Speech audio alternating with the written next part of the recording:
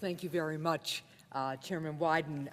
Madam President, I rise to join my colleagues in urging members from both parties to come together and pass the bipartisan Wyden-Smith package to lower taxes for working families and for small businesses. And I want to add my thanks to my colleague from Colorado for his remarks, because this really is about making sure that our families and small businesses can get ahead and stay ahead. As you know, earlier this year, members from both parties in the House overwhelmingly passed a bipartisan package to cut taxes. Like any legislative compromise, it may not have included everything that people wanted, but it included common sense provisions that a majority of Americans agree on. And as my colleague from Colorado and the chairman have just said,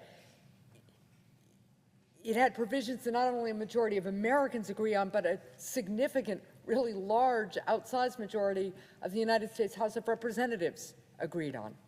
This bipartisan package to cut taxes includes provisions that would help keep our economy on the cutting edge by fully restoring critical research and design, R&D deductions, research and development, R&D deductions. This provision would give American creators and entrepreneurs the resources that they need to outcompete countries like China and help ensure that our country and our economy is second to none.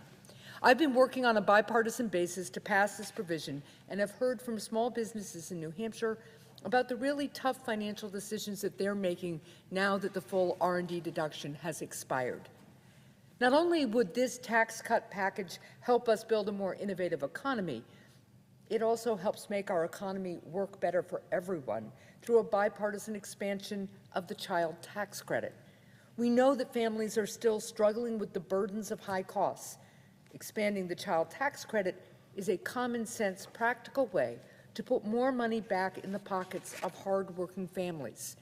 And this child tax credit provision would have helped families who have the most children, the families who, because of their higher number of children, have the most costs. There's a reason that a majority of Americans support these proposals. It's because they're good ideas that will make a difference in people's lives.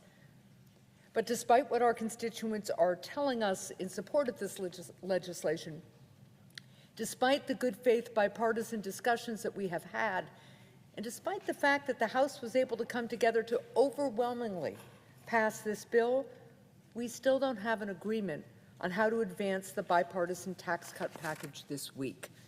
Unfortunately, some of my colleagues on the other side of the aisle have seemingly allowed partisan politics to interfere with good faith efforts to find a path forward.